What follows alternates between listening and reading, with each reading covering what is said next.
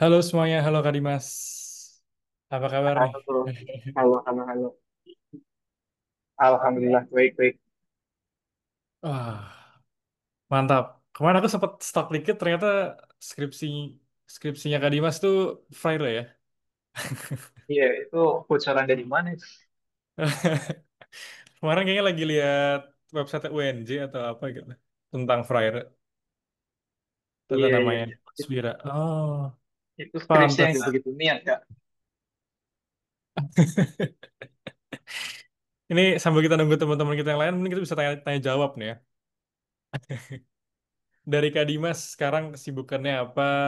Dan aku pengen tanya juga, kapan pertama kali tahu Friday? Kenapa tertarik banget dan apa eh, perubahan pola pikir ketika sebelum menjadi guru dan setelah menjadi guru selama berapa tahun ini dari Oke. Freire ya, dari kalau yang Hmm. lihat dari teori-teorinya Freire di Indonesia diaplikasikan, monggo. Oh, yang pertama kesibukannya sibuk jadi wali kelas ya. Ini tadi pagi jadi MC buat pertemuan orang tua murid nih. Malamnya ngisi logo semua teman. Terus paginya apa? Menghadapi orang tua, malamnya menghadapi prayer. Jadi kesibukannya ya ngajar biasa, terus bimbing-bimbing lomba gitu ya. Baca buku pasti. Terus kalau kenapa Freire, pertama kali kenal Freire itu awalnya sebenarnya ngaji filsafat sih. Jadi ngaji filsafat tuh jadi sarana saya buat belajar banyak teori ya, terutama untuk dapat pemahaman awal. Fungsinya sih sebenarnya apa pengantar sebelum baca buku ya. Nah, setelahnya di UNJ itu muncul mata kuliah baru tuh, yang namanya teori sosial pendidikan ya, yang diampu sama Pak Rahmat Hidayat. Nah, di dalamnya salah satu tokoh yang dibahas itu Paulo Freire ya, termasuk Henry Giro, Michael Apple, kemudian Basil Bernstein, Ivan Illich, siapa lagi ya, Durkheim, John Dewey gitu. Nah, itu muncul mata kuliah baru itu, wah, kebenaran nih gitu kan. Terus kalau kemudian efek dari Freire itu yang jelas terkait dengan pendidikan dan politik ya, bagaimana pola pembelajaran itu diorientasikan pada pengalaman personal siswa tentu. Terus bagaimana mereka melihat realitas ya, realitas di sini baik realitas di sekitar mereka atau kita menaikkan ya, kita mengabstraksikan realitas keseharian mereka itu untuk dikaitkan dengan realitas yang lebih lebih makro ya. Jadi kalau mereka misalnya punya orang tua kelas pekerja misalnya gitu kan, kemudian berbicara soal upah pasti akan berpengaruh pada hidup mereka, pada uang saku mereka gitu ya. Walaupun dalam beberapa situasi sempat ya, mungkin anak-anak ini terlalu hidup enak atau gimana, sehingga sehingga susah mengimajinasikan tentang adanya ketimpangan gitu ya. Di situ sih. Tapi yang jelas pengaruhnya ke saya itu tadi ya soal bagaimana mengaitkan aspek-aspek politik di dalam pendidikan. Jadi pendidikan dan pembelajaran tidak serta-merta soal bagaimana anak-anak bisa menyelesaikan ujian dan itu kan yang sepertinya tidak diperkenankan dalam dalam FREIR ya. Hanya untuk orientasi menghadapi ujian, banking education semacam itu. Padahal mereka bisa merespon isu-isu sosial yang belakangan ini terjadi. Nah, kalau soal skripsi itu eh, sebenarnya tujuan utamanya biar cepat lulus gitu ya. Tujuan utamanya itu ya. Itu termasuk juga kenapa saya ambilnya mixed method ya atau R&D ya, research and development itu.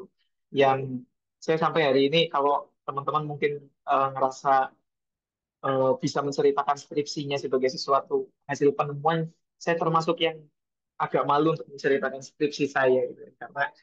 Karena karena dikerjakan tidak begitu serius gitu. Memang dikerjakan untuk lulus kan Nathan. Memang dikerjakan untuk lulus. Satu-satunya yang serius dalam proses skripsi saya itu membaca freire-nya doang. Nah, pas nulis sampai kesimpulannya tuh ya nggak begitu serius lah. Tuh. Termasuk ketemu ketemu kompilasi tulisan Antonia de Arger ya, yang kemudian saya melihat tentang bahwa rasisme atau gejala rasisme itu ternyata bisa dimulai melalui buku-buku cerita anak, ya, di mana misalnya ada si buruk rupa, terus bebek itu berwarna hitam, terus piring yang menjadi putih, misalnya. Eh, Perjumpaan saya dengan literatur-literatur terakhir itu sih yang saya nikmati selama skripsi. Kalau hasilnya ya cukuplah untuk lulus dari IMB. Skripsi yang kelar adalah skripsi yang baik ya. Satu terakhir sebelum kita mulai buat Kak Dimas, apa kritik Kak Dimas terhadap Freire? Eh, saya belum belum mungkin gini ya, ini bukan perasaan saya ya. Mungkin saya baru baca, terutama cukup cukup lama untuk berusaha memahami pedagogy of the oppressed. Cara Freire untuk membelah kelompok itu menjadi yang penindas dan tertindas itu kan masih dikotomis ya, mirip-mirip kayak borjuis dan proletar gitu ya. Itu menurut saya kadang mensimplifikasi apa yang terjadi di lapangan ya. Jadi nggak sesederhana kita bisa judgement, oh ini kelompok penindas, ini kelompok tertindas. Kayaknya kita butuh indikator yang lebih lebih kompleks ya untuk menentukan kategorisasi di tengah-tengah masyarakat itu. Apa yang layak dianggap, siapa yang layak dianggap penindas dan tertindas. Dan satu lagi yang saya temukan itu soal posisi perempuan sih di dalam prayer ya. Voltaire mengasumsikan yang penindas dan tertindas ini ya sama semua perempuan, anak-anak, laki-laki, kulit hitam misalnya. Semua sama gitu. Dan itu yang saya temukan juga di dalam satu artikel jurnal yang nanti mungkin saya akan tampilkan di sini ya, bahwa ada kritik tentang absennya eh, perspektif gender dalam dalam tradisi berpikirnya prayer gitu. Dua itu sih yang menurut saya tidak mampu dijelaskan Freire ya. Atau mungkin jangan-jangan ada literatur lain dari Freire yang menjelaskan itu. Dan eh, kayaknya ciri khas pedagogi kritis, bukan ciri khas ya, challenge dari pedagogi kritis ini sangat abstrak sehingga di dalam, nah, skripsi saya itu kan Nathan, sebenarnya saya berupaya bagaimana critical pedagogi itu lebih teknis gitu loh. Sehingga tahap-tahap pembelajarannya itu bisa diadopsi layaknya kita belajar teori pembelajaran yang lain seperti behaviorisme, kognitivisme, konstruktivisme. Itu yang selama ini kan diadopsi oleh para guru ya untuk bikin rencana pelaksanaan pembelajaran. Nah, critical pedagogi itu kayaknya belum ada deh yang menurunkannya menjadi tahap-tahap pembelajaran yang lebih konkret dan rigid gitu. Nah, sebenarnya di skripsi saya itu maksud saya begitu gitu ya.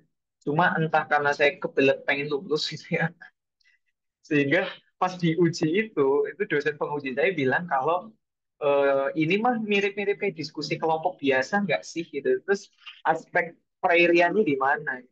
Terus kalau prinsip dalam dialogi yang Freire itu menekankan kebebasan, kenapa kamu masih meminta anak-anak untuk melakukan atau untuk mengerjakan suatu tugas gitu? Itu artinya kan dia tidak bebas. Ya, itu sih itu yang belum saya temukan juga ya. Dan Freire memang tidak menjelaskan pembelajaran secara detail sehingga kita yang belajar atau yang ingin mengadopsi itu bisa bisa mempraktikannya di ruang kelas ya.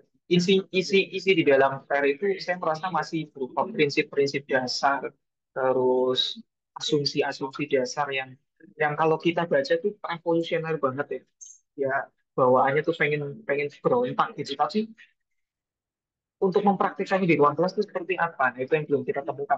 Meskipun nanti di bukunya Jiro ini, di chapter ini, sempat ada ya, Jiro mengidentifikasi beberapa varian pelaksanaan pembelajaran yang Freirian itu seperti apa. Mantap. Nanti kita belajar lebih banyak dari Kak Dimas. Ini udah pas, sudah 34, udah pada datang. Oke, kalau gitu waktu selanjutnya aku akan silakan kepada Kak Dimas. Thank you, Kak Dimas. Oke, thank you, Kang Anton. Saya share screen dulu.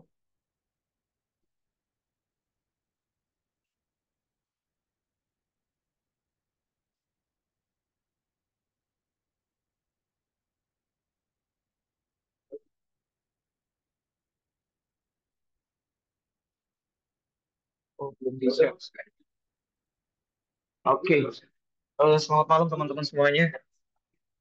Kita masih bersama dengan Logos dan Henry Chirok Studies. Dan kali ini kita akan membahas chapter ke-7 ya.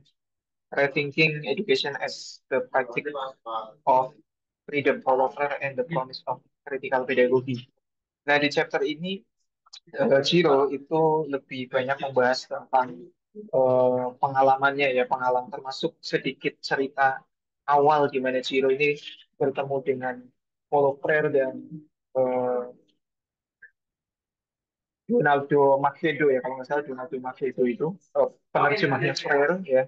Di sini awal mula Ciro bertemu dengan Freire, terpesona dengan kemampuan intelektual Freire dan ya mengidolakan Freire ya dalam tradisi berpikirnya ya. Kalau di sini terlihat saya pertama kali bertemu Paulo pada 1980-an, tepat setelah saya ditolak jabatannya oleh John Silver yang saat itu adalah presiden sayap kanan Universitas Boston yang terkenal kejam di antara pengalaman Ciro ya pertama kali bertemu dengan Freire. Nah, jadi di chapter ini kita akan lebih banyak mengulas tentang warisan Freire dan kita berusaha untuk throwback untuk melihat pemikiran Freire.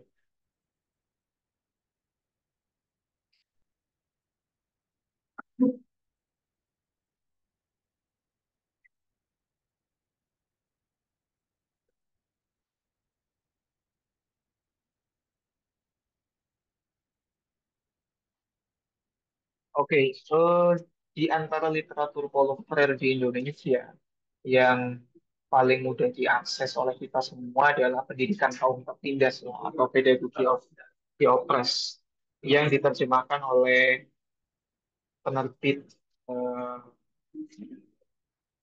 saya lupa penerbitnya ada. Kalau yang paling terbaru itu Resist Book ya. Yang LP3S. satunya ya LP3S ya. LP3S dan kalau yang paling baru itu Resist Book. Nah, pendidikan kaum tertindas itu menjadi kayaknya salah satu literatur critical pedagogy yang diterjemahkan dalam bahasa Indonesia ya. Selebihnya sebenarnya ada lagi si Polover yang judulnya pendidikan eh, merdeka atau apa, pendidikan kebebasan atau seperti apa. Nah, tapi jarang sekali literatur-literatur Quran ini diterjemahkan. Kalau berbeda dengan tokoh-tokoh lain di luar tradisi critical pedagogy gitu ya, atau misalnya salah satu tokoh yang dikutip Freire juga ya, Eric Fromm itu justru lebih banyak buku yang diterjemahkan ya, meskipun tradisinya bukan dalam konteks critical pedagogy. Nah, kalau kita review sedikit pemikiran dari Freire dalam pendidikan kaum tertindasnya, di sini bisa terlihat ya kalau Freire membahas tentang apa itu manusia terlebih dahulu, apa itu manusia dan bagaimana hakikat manusia, di mana manusia itu hakikatnya berorientasi pada pendidikan yang humanis atau situasi yang humanis, namun manusia juga bisa terjebak pada praktek-praktek dehumanis ya. Nah, ketika manusia terjebak pada praktek-praktek dehumanis ini, harus ada counter ya. Counternya adalah humanisasi itu sendiri gitu. Nah, praktek dehumanis ini salah satunya adalah penindasan. Dan penindasan ini membagi masyarakat menjadi dua kategori kelompok, kaum penindas dan kaum tertindas. Nah, untuk mengatasi dikotomi dua kelompok ini yang merupakan bagian dari praktek dehumanisme, diperlukan yang namanya penyadaran ya, atau conscientization ya kalau dalam dalam literaturnya Frame seperti itu yang kalau kita terjemahkan ada yang menerjemahkan sebagai konsientisasi, ada yang kemudian memaknai konsientisasi itu sebagai proyek penyadaran. Nah, proyek penyadaran ini adalah proyek yang dilakukan untuk mengubah kesadaran masyarakat kalau dalam Freire itu dari kesadaran magis atau naif ke kesadaran kritis yang transformatif ya. Kesadaran magis itu adalah kesadaran di mana masyarakat atau kaum tertindas itu tidak menyadari bahwa dirinya sedang tertindas. Ini mirip-mirip kayak false consciousness-nya Karl Marx ya, kalau kalau menurut saya. Dan kesadaran naif di sini adalah kaum tertindas sadar sedang ditindas, tapi mereka tidak tahu bagaimana caranya melawan penindasan itu. Nah, dua jenis kesadaran ini perlu diatasi ya, supaya masyarakat itu bergerak menuju critical consciousness gitu ya. Atau kalau dalam Marx menjadi class consciousness, kesadaran kelas. Yang kalau menurut saya di sini ada khasnya Freire adalah tidak hanya kritis, tidak hanya sadar, maksudnya critical consciousness-nya itu tidak hanya lahir, tapi dia punya potensi untuk mengubah situasinya gitu. Jadi masyarakat yang sadar aja itu bukan nggak penting, nggak cukup ya.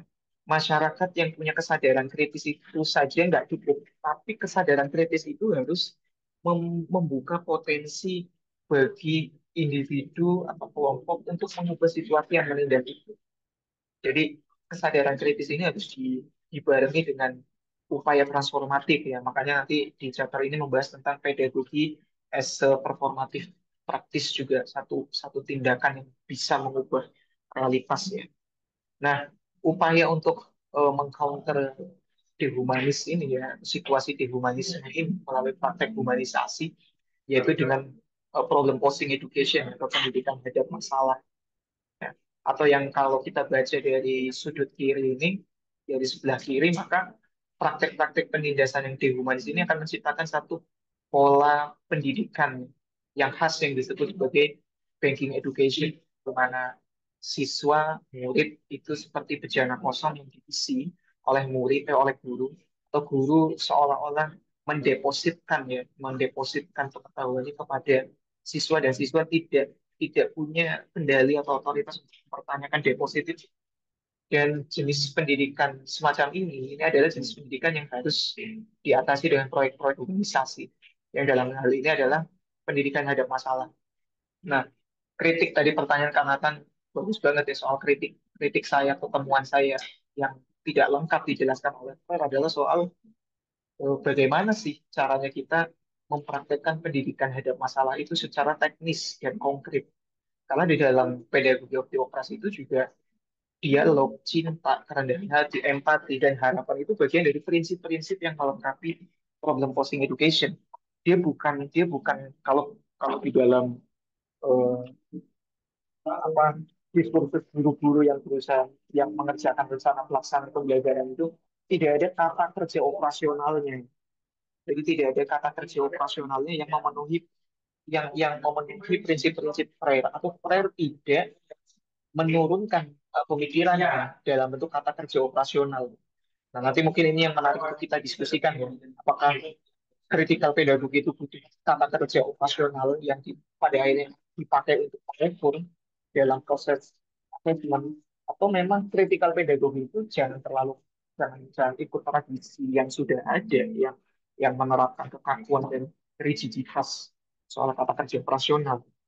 Maka itu yang akan jadi salah satu poin diskusi kita pada malam hari ini. Nah, itu review dari eh, pemikiran Freire dalam pendidikan countertindas. Karena di dalam karyanya yang lain ya tidak akan jauh-jauh dari kosakata ini, logik ini, approach semacam ini, tidak akan jauh-jauh dari situ ya. Kan selalu kembali kembali dalam dalam pola penjelasan yang sama meskipun Freire punya pedagogi of love dan lain sebagainya. Tapi intinya ya Freire ingin melawan dehumanisme dan praktek penindasan itu. Nah, berikutnya kontribusi dari kritik Freire ini ya di dalam Jiro ya, di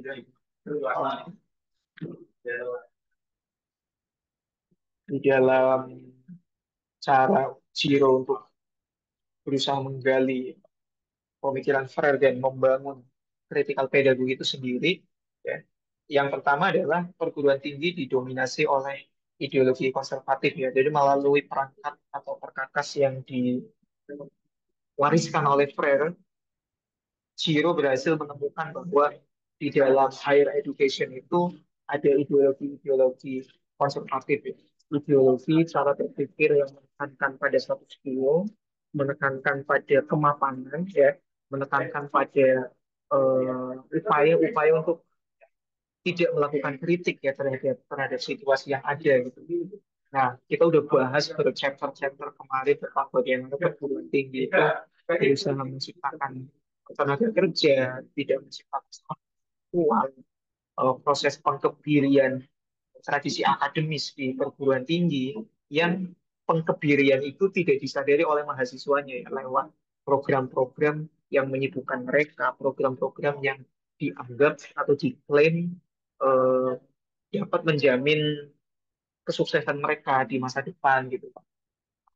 Kematian-kematian tradisi berpikir kritis di dalam kampus itu terjadi lewat program-program yang tidak pernah kita sadari ya. Jadi kita kesadaran kita tuh jadi magis kalau kata rare semacam itu. Nah, kemudian yang kedua adalah Jiro berhasil um, menemukan tentang kecanduan metode ya.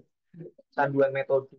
Nah, kecanduan metode di sini bagaimana yang saya pahami adalah bagaimana pendidikan itu ya terlalu fokus pada ukuran-ukuran akuntabilitas yang kemudian instrumentalisasikan dan semakin dijalankan oleh para administrator yang tidak memiliki visi yang lebih luas, pemahaman kritis tentang pendidikan sebagai kekuatan untuk memperkuat imajinasi dan memperkuat kehidupan publik juga makin menghilang.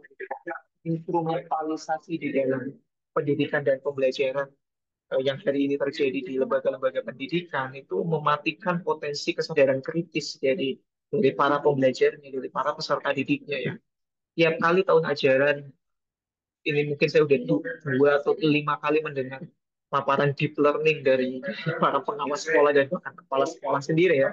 Bukan berarti tema-tema itu buruk gitu, tapi tiap kali kita berada dalam forum pendidikan, forum pembelajaran di mana di antara pesertanya adalah semua kaum intelektual, kita, saya, orang-orang di sekitar saya itu masih terus meributkan soal metode, soal instrumen, soal template gitu ya, template modul lah, template rencana pelaksanaan gitu kan, apa jenis bentuk-bentuk soal, tapi tidak pernah mempertanyakan konten di dalam pembelajaran itu, tidak pernah mempertanyakan tentang apa polemik di dalam konten pembelajaran itu.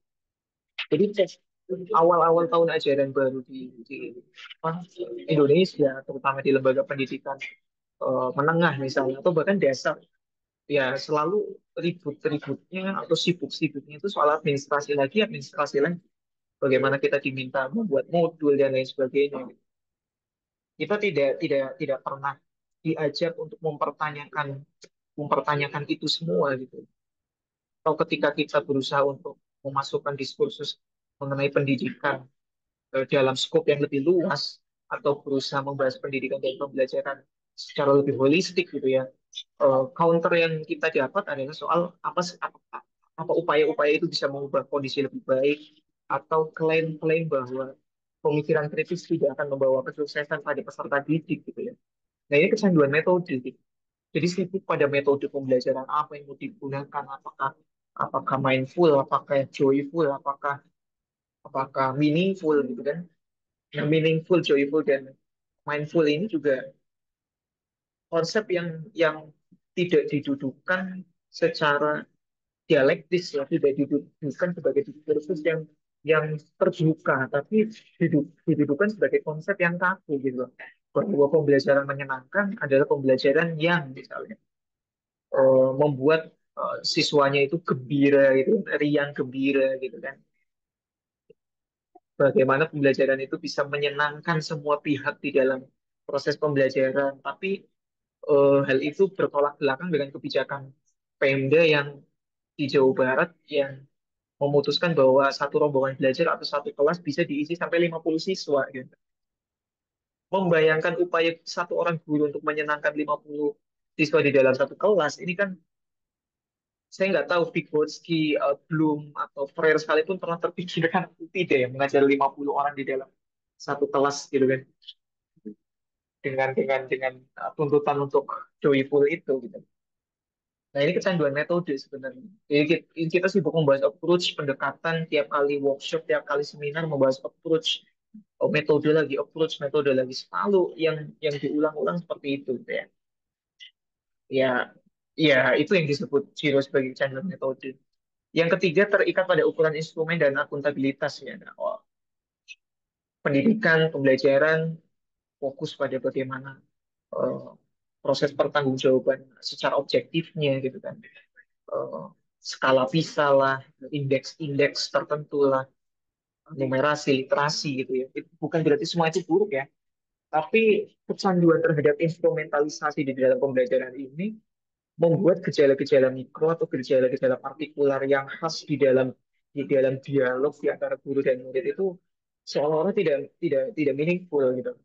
Jadi pembelajaran menjadi meaningful ketika siswanya berhasil ujian, menjadi meaningful ketika siswanya berhasil masuk PTN, menjadi meaningful ketika siswanya memperoleh ranking misalnya gitu kan, atau berhasil menyelesaikan semua kolom tugas gitu. Tapi bagaimana siswa mengajukan pertanyaan-pertanyaan soal yang menjadi keresahan mereka gitu ya. Itu tidak menjadi bagian dari em, sesuatu yang meaningful di dalam pembelajaran. Nah, ini kecanduan instrumen juga di dalam. Kemudian yang keempat, pendidikan dijalankan oleh administrator yang tanpa visi dan pemikiran kritis tadi ya. Kemudian pendidikan tidak memperkuat imajinasi dan kehidupan demokratis. Ya, kita tidak diajak untuk berimajinasi tentang masa depan gitu ya. Kita diminta untuk eh, bekerja dan mengikuti sistem yang ada gitu ya. Adaptasi gitu ya. Adaptasi, kata adaptasi itu digunakan sebagai salah satu terminologi yang harus dipahami oleh seorang guru bahwa perubahan itu enggak, itu kata yang dipakai untuk melegitimasi perubahan kebijakan yang inkonsisten ya. Ya, guru diminta untuk beradaptasi dengan inkonsistensi itu. Jadi, guru diminta beradaptasi atas inkonsistensi visi di dalam pendidikan dengan dalih bahwa segala sesuatu itu berubah, segala sesuatu itu tidak statis, segala sesuatu itu dinamis. Sehingga kita diminta untuk beradaptasi dengan itu semua. Pada akhirnya adalah fokus kita sebagai pendidik, sebagai pengajar itu ya tadi terjebak pada kecanduan metode, kecanduan instrumen. Jadi kita nggak punya ruang untuk mempertanyakan yang lain di luar metode dan instrumen, mempertanyakan konten, mempertanyakan hakikat di balik konten-konten yang dipelajari, mempertanyakan polemik di balik konten, mempertanyakan kontradiksi di balik kontennya. Itu tidak menjadi isu-isu atau topik-topik utama dalam pendidikan dan pembelajaran. Kecanduan metode dan instrumen, saya suka banget kata itu. Berikutnya warisan dari pemikiran Freire itu adalah masih masih di Paulo Freire, Paulo Freire's legacy. Yang pertama, mengembangkan kesadaran akan kebebasan.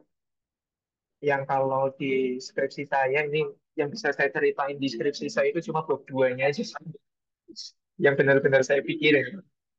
Kalau dalam Freire itu prinsip yang bisa kita peras kalau kita ambil saripatinya itu ya diantaranya kebebasan, kepercayaan, dan satunya lagi itu harapan.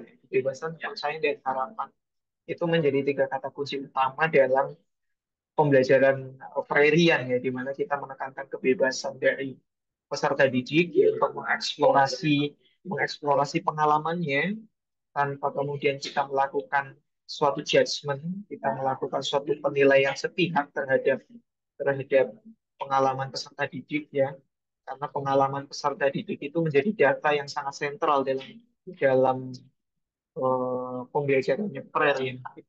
Itu data primernya gitu. Jadi bukan datangnya dari kita, pengetahuan itu datangnya dari mereka yang kemudian berusaha kita advokasi ya, untuk didiskusikan, didialogkan, ya, mencari titik temu gitu, yang transformatif. Kemudian warisan yang kedua adalah mengenali kecenderungan otoriter, ya, kecenderungan pola-pola pendidikan yang banking tadi ya, di mana ada satu pihak yang sangat dominan, ada satu pihak yang sangat powerful, dan ada pihak-pihak lain yang powerless gitu ya. Ada pihak lain yang sekedar menerima apa yang sudah ditentukan oleh pihak yang lain ya. Yang ketiga, menghubungkan pengetahuan dengan kekuasaan dan agensi. Nah, ini udah kita bahas juga ya, bahwa pengetahuan ya sesuatu yang kita ketahui, mata pelajaran itu tidak lahir di dalam ruang yang hampa. Pendidikan pembelajaran itu tidak muncul di dalam ruang yang hampa. Klaim netralitas pengetahuan itu patut untuk dipertanyakan. Sudah dibahas oleh Mas Frankfurt dalam Horkheimer dan Adorno tentang ilmu pengetahuan itu tidak bebas nilai. Di dalam pengetahuan selalu ada kelindahan kekuasaan. Ya, dalam Foucault juga disebutkan ya, soal relasi kuasa dan pentingnya untuk menanamkan agensi di dalam praktek pendidikan dan pembelajaran, bahwa tiap-tiap dari individu, tiap-tiap dari kita itu memiliki daya untuk bisa mengubah situasi yang menurut kita tidak seharusnya terjadi gitu. Kita tidak perlu punya apa perangkat-perangkat atau sumber daya yang memadai untuk untuk punya sifat agensi itu, ya, bahwa dengan pengetahuan yang kita miliki, bahwa dengan pengalaman yang kita miliki, itu cukup bagi kita untuk bergerak dalam kerangka agensi untuk menciptakan keadilan, kesetaraan, kebebasan. Di minggu sebelumnya sudah kita bahas ya bahwa agensi kalau kita turunkan dalam praktik pergerakan itu ya tidak selalu kok, kan? Tidak selalu bahwa kita harus harus berkonsolidasi secara formal dalam bentuk kepartaian misalnya, ciptakan perubahan sosial, tapi kita bisa secara rizomatik ya, secara sporadis juga melakukan hal yang sama. Jadi dua pendekatan itu tetap diperlukan dalam strategi pergerakan. Yang keempat, warisan berikutnya adalah belajar membaca kata dan dunia sebagai bagian dari perjuangan yang lebih luas. Gitu ya.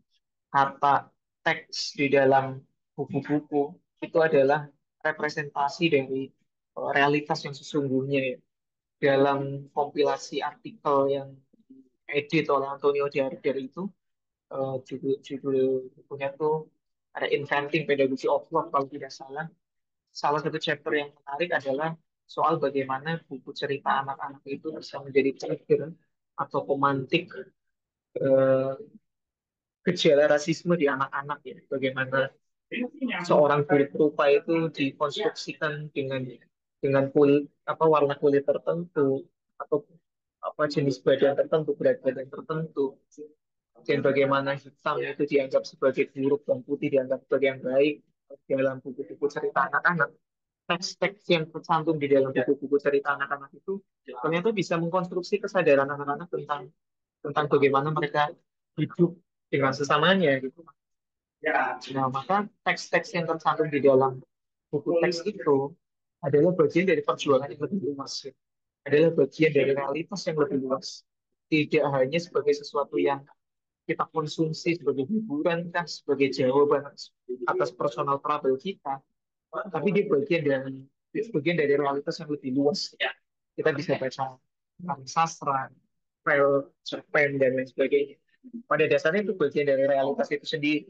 Fiksi itu kan potensi untuk apa? Potensi untuk kita mampu mengimajinasikan sesuatu yang mungkin tidak pernah terjadi atau mungkin sesuatu yang belum pernah terjadi.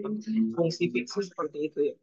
Meskipun karya fiksi itu masih dianggap karena dia fiksi tidak nyata maka dia tidak layak menjadi rujukan mencari kebenaran.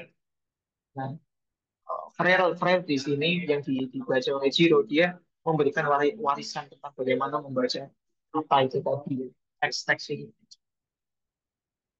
Nah, kemudian education as the project of freedom. Bagaimana pendidikan sebagai proyek pembebasan. Yang pertama, bagaimana cara Frere di sini untuk melawan rezim banking education, scientific schooling, dan peer pedagogi, ya, atau pedagogi kosong yang dilucuti dari semua elemen penting pengajaran dan pembelajaran. Saya percaya bahwa pendidikan adalah bagian dari proyek kebebasan dalam arti yang paling luas dan sangat politis karena menawarkan kepada siswa kondisi untuk refleksi diri, kehidupan yang dikelola sendiri, dan bentuk pemberdayaan agensi kritis. Gitu ya. Jadi banking education, kemudian klaim saintifik di dalam praktik-praktik pendidikan dan pembelajaran yang kemudian memarginalkan, mengesampingkan ya konten-konten humaniora, konten-konten historis yang justru itu yang paling dekat dengan kehidupan keseharian peserta didik gitu ya. Klaim saintifik sepihak dalam rumpun keilmuan tertentu itu menjadi bagian dari rezim yang membatasi kebebasan peserta didik ya dalam memahami kehidupan sosialnya semacam itu. Nah, klaim saintifik dan unscientific ini belakangan dibahas sama versus apa Profesor Robertus Robert di pada saat penganugerahan guru besarnya ya, bahwa sains dan humaniora itu tidak bisa saling mengedepankan egonya tentang siapa sih yang paling berperan dalam jalannya peradaban hidup manusia ya. Sains merasa makin superior sejak pandemi, tapi humaniora menawarkan satu perspektif yang tidak mampu dibaca oleh sains gitu loh. Yang kemudian kalau menurut Profesor Robert itu dimediasi oleh pemikirannya Bruno Latour ya dalam reassemble the socialnya Latour ya. Oh, pasteurization Latour juga. Jadi klaim saintifik itu sebenarnya bisa bisa diperdebatkan ya. Apa yang kita anggap sebagai saintifik ya sebenarnya kalau kata Pak Robert itu ada kerja-kerja humaniora di antara para para peneliti di dalam laboratorium. Jadi kalau pembacanya Pak Robert atas Latour itu kerja-kerja para saintis di dalam lab itu pada akhirnya ada momen di mana mereka mencari konsensus satu sama lain. Nah, itu kan bagian dari kerja-kerja humaniora sebenarnya untuk tiba pada kesimpulan saintifik tertentu. Jadi klaim klaim saintifik di dalam tradisi keilmuan tertentu itu bisa diperdebatkan, bisa dipertanyakan. Kemudian pedagogi sebagai proyek provokasi kritis, murid bertindak atas dunianya. Nah, di sini murid diajak untuk lebih dekat dengan realitasnya. Realitas di sini bukan hanya soal dia bangun tidur dan lain sebagainya, tapi bagaimana mereka merespon kebijakan-kebijakan yang menyertai hidupnya. Di Jawa Barat ini benar-benar sangat challenging ya, teman-teman semua. Bagaimana kebijakan Pemda yang ugal-ugalan, kalau saya bilang. Pemprov sih sebenarnya lebih tepat. Kebijakan Pemprov yang ugal-ugalan, yang sangat populis ya. Jadi nggak tahu apakah akan ada efek yang signifikan atau enggak. Pokoknya jalan dulu aja lah bagaimana satu kebijakan itu bisa direspon positif oleh publik, tapi tidak menghitung atau menganalisis konsekuensi di balik kebijakan itu ya. Mulai dengan masuk sekolah 30 di tengah apa heterogenitas warga Jawa Barat gitu kan, pembatasan penggunaan kendaraan oleh anak sekolah, pembatasan study tour, pembatasan field trip bagi orang tua dengan dalih meringankan beban orang tua, kemudian jumlah rombongan belajar menjadi 50 siswa dalam satu kelas ya, yang diperbolehkan dalam sekolah negeri, yang membuat sekolah-sekolah swasta kehilangan kehilangan peserta didik gitu ya. Dan yang pada saat yang sama sekolah negeri kelimpungan karena terlalu banyak murid di dalam satu kelas sehingga pembelajaran tidak kondusif. Ketidakkondusifan pembelajaran di dalam ruang kelas yang berjumlah sampai 50 anak ini diatasi tidak dalam perspektif yang tepat. Di Cirebon misalnya, upaya untuk mengatasi ketidakkondusifan pembelajaran yang penuh itu diatasi dengan cara pengadaan AC. Jadi pengadaan AC dipakai untuk mengatasi ketidakkondusifan pembelajaran, bukan mengurangi jumlah siswa. Gitu. Itu Jawa Barat, Jawa Tengah itu punya kebijakan yang lebih arif ya, dengan melakukan kemitraan dengan sekolah swasta. Jadi program pemutusan program respon atas mengurangi angka putus sekolah di Jawa Tengah dan Jawa Barat tuh berbeda banget. Jawa Barat dengan 50 siswa di dalam satu kelas, Jawa Tengah membangun kemitraan dengan sekolah swasta sehingga warga-warga atau masyarakat yang tidak mampu mengakses layanan pendidikan di SMA negeri karena infrastruktur bisa dialihkan ke SMA swasta dengan bantuan subsidi pemerintah. Itu menurut saya lebih arif dan lebih bijak sehingga kolaborasi dan interaksi antara institusi lembaga pendidikan yang dikelola oleh pemerintah dan swasta itu berjalan harmonis gitu ya. Dan problem angka putus sekolah ya bisa diatasi dengan kebijakan yang lebih tepat. Kemudian pedagogi kritis memungkinkan siswa untuk memperluas dan memperdalam partisipasi partisipasi substantif dalam demokrasi. Nah, tiap kali pemilu isu partisipasi publik itu hanya diukur seberapa banyak warganya datang ke TPS. Nah, jenis demokrasi ini tentu banyak kritik ya, mulai dari Habermas, demokrasi deliberatifnya, bahwa partisipasi publik tidak cukup diukur dengan datangnya warga negara ke TPS ketika pemilu. Dan pesta demokrasi, kayaknya BBC News sudah pernah kasih ulasan ya, istilah pesta demokrasi itu digaungkan di era Orde Baru ya, untuk memestakan Soeharto itu sendiri sebenarnya. Itu menjadi satu term yang apa ya, yang nggak asik gitu ya, nggak asik dalam arti nggak asik itu seolah-olah demokrasi itu baru bangkit atau gairahnya itu baru muncul ketika pemilu dan murid peserta didik itu secara konstitusional ketika dia udah punya KTP artinya dia punya hak politik ya, hak untuk terlibat dalam aktivitas politik ya. Tidak dalam pengertian politik praktis tapi setidaknya dia bisa mengenal isu-isu politik yang berkaitan dengan hidupnya. Nah, pedagogi kritis ini memungkinkan bagi pembelajarnya, bagi murid-muridnya untuk bisa memperdalam apa arti partisipasi dalam demokrasi, memberikan kritik, menganalisis kebijakan yang tidak tepat, memberikan masukan, kemudian melakukan agensi-agensi advokasi terhadap kekeliruan kebijakan. Itu bagian dari partisipasi yang substantif. Murid tiba pada kesadaran kritisnya saja, itu cukup, tapi antara cukup dan nggak cukup sih, cukup dalam arti eh, ya minimal bisa sampai pada tahap itu ya.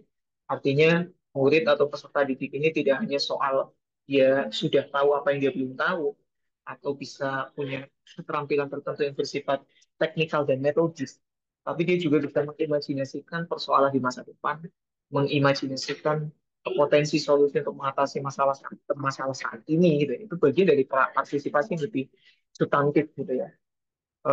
Dan politik di institusi pendidikan, terutama institusi pendidikan menengah, itu menurut saya masih sama tabunya dengan sex education gitu ya. Jadi seolah-olah politik itu haram masuk dalam lembaga pendidikan formal.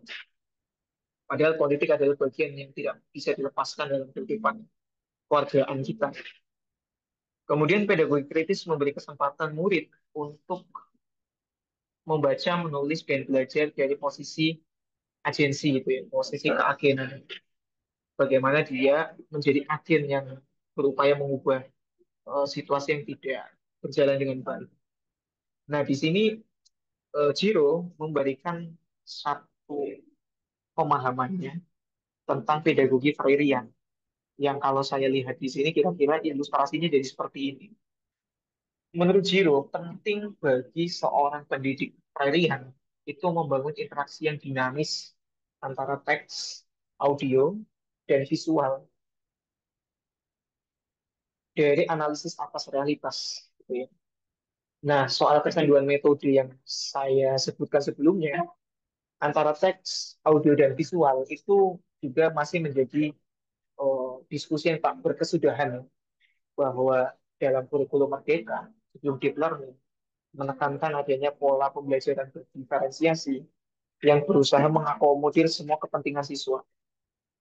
Nah, mungkin teman-teman bisa kasih respon ya soal itu. Gimana kalau siswanya 50 dalam satu kelas? Nah, teks, audio, dan visual ini sebenarnya perlu perlu diakomodir secara dinamis menurut Shiro. Yang kalau diilustrasikan secara lebih konkret, bisa diajak anak-anak itu menonton film-film kritis. Misalnya di tahun ajaran lalu, saya ngajar kelas 11 sosiologi, dan saya mengajak anak untuk menonton film dokumenternya Watchdog tentang Bloody Nickel. Ya, Bloody Nickel dari mulai kondisi di Halmahera, Halmahera, kemudian bagaimana intrik-intrik penjualan lahan hutan, lalu bagaimana indigenous people itu tersingkirkan, dan sampai pada bukan kartel, kartel itu kan di Amerika Latin. Namanya itu, saya lihat, semacam hubungan oligarki gitu ya, hubungan oligarki yang berkelindan dalam dalam industri nikel itu ya, pemburu rente, pemburu rente dari industri nikel. Itu bagian dari menonton film kritis ya. Tapi nanti ada pertanyaan untuk diskusi kita nih soal pakai pedagogi yang ini memungkinkan untuk kita ajarkan. Kemudian setelah menonton film kritis, anak-anak bisa atau peserta didik bisa diajak untuk menulis makalah pendek. Makalah pendek ini akan menekankan pada pertanyaan mengapa, gitu. Mengapa kasus itu terjadi, mengapa situasi semacam itu terjadi. Kata tanya mengapa ini menjadi penting untuk di-highlight dalam makalah tersebut. Nah, setelah itu makalah itu akan dibacakan di depan kelas untuk memantik diskusi dan nanti masing-masing dari peserta didik yang mendengarkan akan memberikan komentar dan diskusi kritis pun terjadi. Nah, ini menurut saya upaya Jiro untuk menurunkan ide-ide ideal dan asumsi-asumsi dasar prayer menjadi lebih metodis, gitu. Jadi lebih teknis. Yang kalau kita lihat ya prinsip-prinsip dalam prayer itu bisa terakomodir ya, diskusi, dialog, kepercayaan kita guru kepada murid tentang apa yang dia tahu gitu. Itu terangkum dalam ilustrasi ini.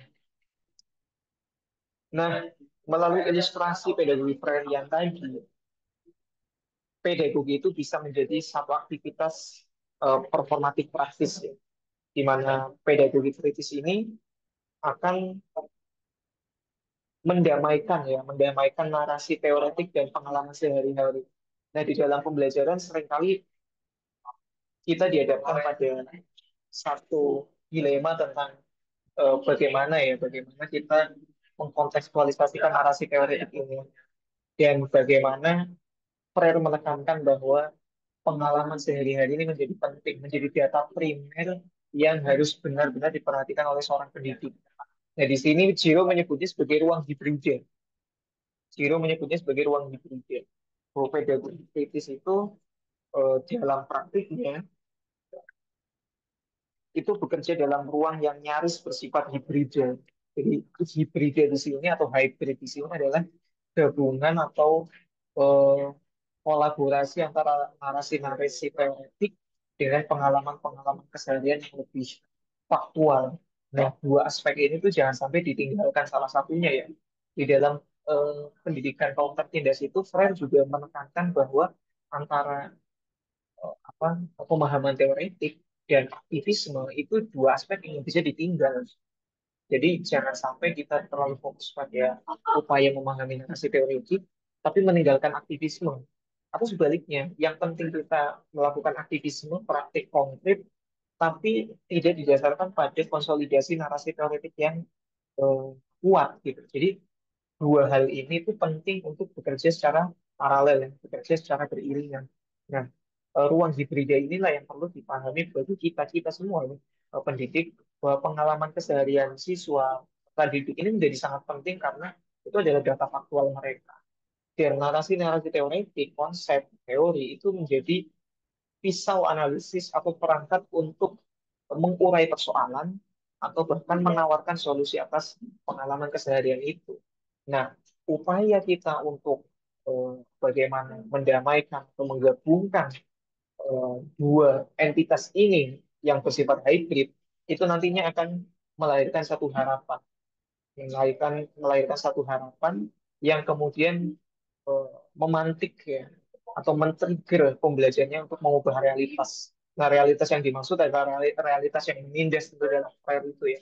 Jadi untuk mengatasi realitas yang menindas, eh, aktivisme itu harus bersifat pedagogis dalam pedagogi of the oppressed begitu.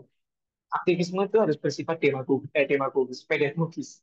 Tidak aktivisme yang tidak aktivisme yang bersifat sentral, ada pemimpin yang satu pemimpin yang sangat sangat powerful menuntun aktivisme itu yang kemudian berakibat pada ketidakberdayaan ketika pemimpin revolusioner itu tidak ada.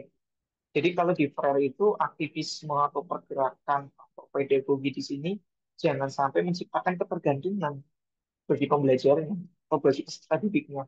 Karena kalau peserta didik dan pembelajar itu tergantung pada gurunya atau tergantung pada pemimpin revolusionernya, maka dua kelas penindas dan tertindas itu akan selalu ada, gitu ya.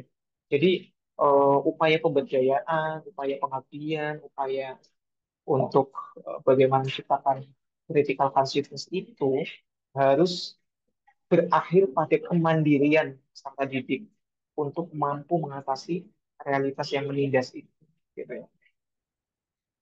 Nah, ini adalah salah satu hasil penelitian atau artikel jurnal yang apa ya bisa kita pahami sebagai praktik pedagogi Freirian. Nah, kalau saya boleh jelaskan secara singkat, Tiga Handekar di sini dia itu meneliti sekelompok perempuan dari kasta Dalit di India, terutama di bagian suatu wilayah yang disebut sebagai Tamil Nadu. Ya, di situ perempuan kelompok perempuan dan ibu-ibu ini tidak bisa membaca dan tidak bisa menulis. Kandekar dan kawan-kawannya sebagai seorang peneliti yang berupaya untuk mengatasi masalah buta huruf di Tamil Nadu itu membawa perangkat ajar yang sudah dia siapkan berdasarkan perencanaan yang sudah dilakukan bersama pemerintah. Salah satu apa konten pembelajarannya adalah bagaimana ibu-ibu ini bisa menulis nomor telepon dan menulis nama trayek bis, ya.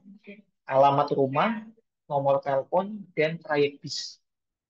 Nah, ketika perangkat ajar itu ditawarkan kepada ibu-ibu di Tamil Nadu itu, Kandekar dan kawan-kawan justru mendapatkan apa ya, mendapatkan penolakan.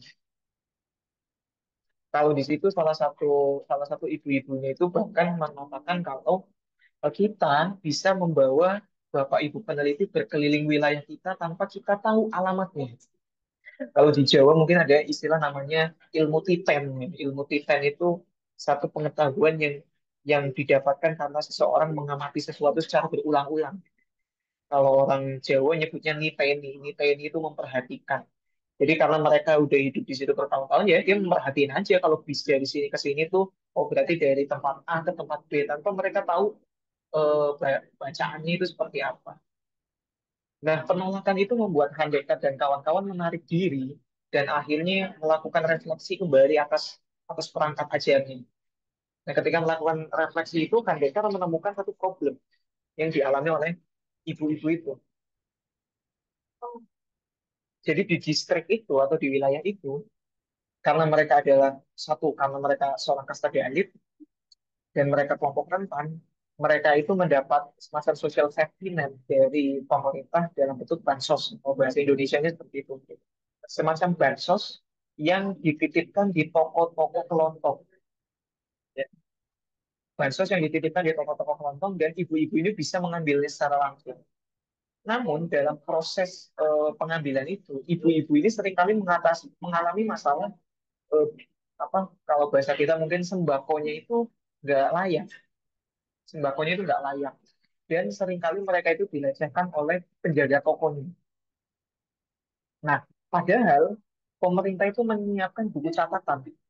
Pemerintah itu menyiapkan buku catatan yang setiap selama periode tertentu buku catatan itu akan eh, dibaca ya, akan dicek gitu. Buku catatan itu akan dicek. Nah, buku catatan itu adalah berisi keluhan-keluhan terkait dengan sembako itu atau bansos itu. Nah, karena ibu-ibu ini tidak bisa membaca dan menulis, maka mereka tidak pernah bisa mengadukan keluhan mereka soal itu. Nah, karena ada problem itu, maka Kandekar dan kawan-kawan mengajari ibu-ibu ini untuk menulis keluhan. Ya, gulanya rusak, minyak tidak layak, penjaga toko kurang ajar, misalnya. Jadi pada saat yang sama pemberantasan buta huruf proyeknya berjalan, di satu sisi pemberantasan buta huruf berjalan, di sisi lain masalah terkait dengan bansos yang bermasalah itu juga teratasi gitu. Nah, inilah yang disebut sebagai pendidikan hadap masalah dalam dalam Freirian gitu ya, dalam Freirian pedagogi. Inilah yang disebut sebagai pendidikan hadap masalah, bahwa aktivitas pembelajaran dan pendidikan diorientasikan untuk mengatasi masalah keseharian gitu ya. Nah, terkait pertanyaan Kanata tadi di awal soal kritik. Nah, kritik terkait Freire yang tidak punya ruang bagi pemahaman tentang perempuan itu saya dapat dari artikel jurnal ini. Di sini ada kritik bahwa Frere mengasumsikan bahwa perempuan dan laki-laki secara sosial itu berada dalam posisi yang sama. Ya, mereka punya potensi menjadi penindas dan tertindas. Nah, bisa saja karena implikasi dari eksistensi patriarki, ya laki-laki cenderung menjadi penindas, perempuan cenderung menjadi yang tertindas. Dan pendekatan untuk untuk memahami dan menyelesaikan masalah perempuan membutuhkan strategi atau metode yang lebih tepat ya ketimbang masalah yang dialami oleh laki-laki misalnya. Nah itu mungkin kekurangan Frere atau kalau kita boleh agak berpikir positif aspek yang belum ditulis Frere dan Frere keburu keburu meninggal. Frere keburu meninggal. Nah mungkin di sini nanti juga bisa kasih input ya entah Pak Rahmat atau teman-teman yang lain. Ya ada sih bell hooks ya mungkin saya tapi saya nggak tahu bell hooks tuh berangkat dari perspektif feminisme atau tidak gitu ya. Jadi kritikal pedagogi yang feminis mungkin gitu ya semacam itu. Nah, ini ada kutipan dari Ciro. Bagi Frere, berpikir kritis bukanlah pelajaran objek dalam mengikuti ujian, tetapi alat untuk penentuan nasib sendiri dan keterlibatan warga negara. Kayaknya quote ini bakal saya bawa di kelas ya. Murid-murid saya yang gila, gila dalam tanda kutip ya, mencari cara untuk mengerjakan ujian gitu ya. Eh, Sebenarnya pendidikan itu atau pembelajaran itu fungsi utamanya adalah untuk menentukan nasib kita gitu dan keterlibatan kita sebagai good citizenship, gitu. Kalau kata Ciro. Nah, kemudian ada beberapa pertanyaan diskusi di sini ya, terkait dengan eh, proses pendidikan yang berpusat pada peserta didik. Freire sangat menekankan itu ya, sangat menekankan bahwa peserta didik menjadi fokus utama dalam pedagogi. Nah, kurikulum 2013 Merdeka dan Deep Learning ini juga mengasumsikan hal yang sama gitu. Pembelajaran harus berpusat pada peserta didik. Tapi apakah tiga kurikulum ini itu bisa kita katakan memenuhi prinsip dalam Freirean atau critical pedagogy. Yang kedua, apakah pendekatan pembelajaran Freirean seperti ilustrasi Ciro tadi itu merupakan pembelajaran yang joyful, suatu pembelajaran yang menyenangkan. Yang kalau saya duga kalau di kelas saya itu anak-anak lebih suka pembelajaran yang gampang dan nilainya besar ketimbang mikir susah-susah. Yang ketiga, nah ini yang masih menjadi pertanyaan saya ya, seberapa mungkin sih critical pedagogy itu bisa menjadi diskursus utama dalam pendidikan Indonesia? Nggak harus mengubah sistem sih, tapi minimal dia itu diperbincangkan di dalam ruang-ruang diskusi guru gitu. Saya pengen banget. Nah, tiap kali critical pedagogy itu kan selalu dibahas di dalam ruang-ruang alternatif ya, gerakan-gerakan alternatif. Tapi nggak bisa masuk ya, kok nggak bisa masuk dalam diskursus utama. Ketika guru-guru rapat kerja, ketika workshop-workshop pengawas sekolah, kenapa critical pedagogy itu nggak bisa masuk di mereka sih? Kenapa mereka ngulang-ngulang Benjamin Bloom lagi, ngulang-ngulang yang udah ada lagi, meskipun ya ya belum dan lain sebagainya dipahami sebatas kata kerja operasional saja gitu, tidak dalam pembahasan filosofis yang lebih lebih mendalam. Itu saja kan apanya. Selanjutnya kita bisa diskusi. Thank you, Kak Dimas. Wah, mantap banget. Suka banget sama grafik-grafik yang dibikin karena eh, itu mungkin bukan bukan simplified tapi jadi tools buat memahami eh Freire dan termasuk buku-bukunya yang lain. Dan aku juga lumayan tertarik sih tadi ketika Kak Dimas membahas tentang bagaimana film kritis bisa menjadi eh, jalan masuk juga ya. Karena kemarin tuh aku sempet bikin screening film gitu di sini tentang Jagal, Senyap, sama Mother Dao, The Turtle Like. Jadi Jagal Senyap kan tentang G30S dan Mother Dao itu tentang penjajahan di tahun 1917 sampai 1920-an lah.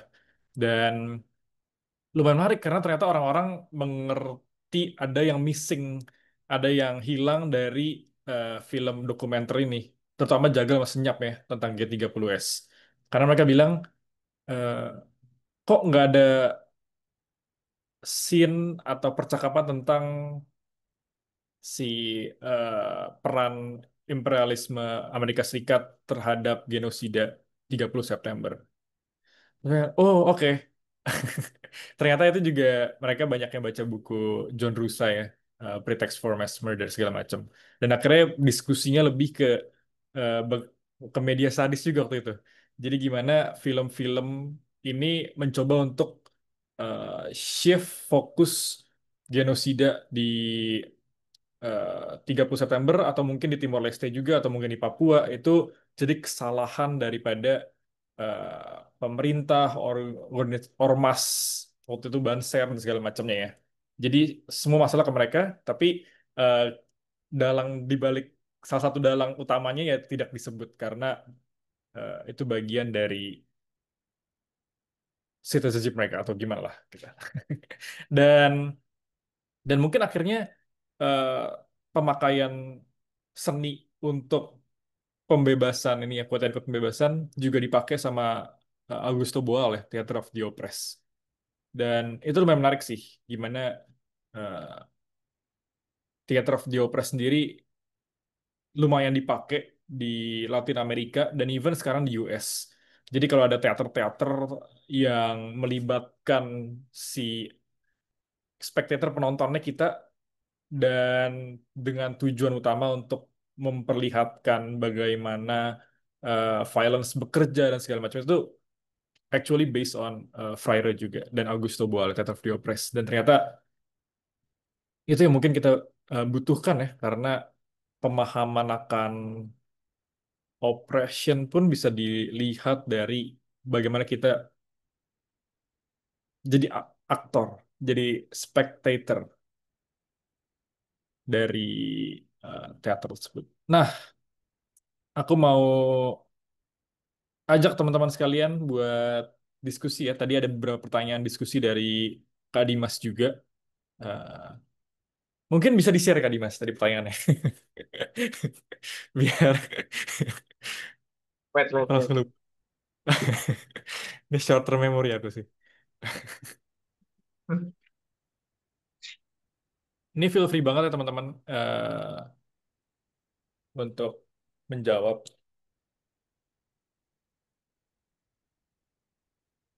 Yes, ada tiga tentang kurikulum 2013, tentang pendekatan pembelajaran, bahwa menjadi menyenangkan atau enggak, dan sebenarnya mungkin ketika periode jadi diskusi utama.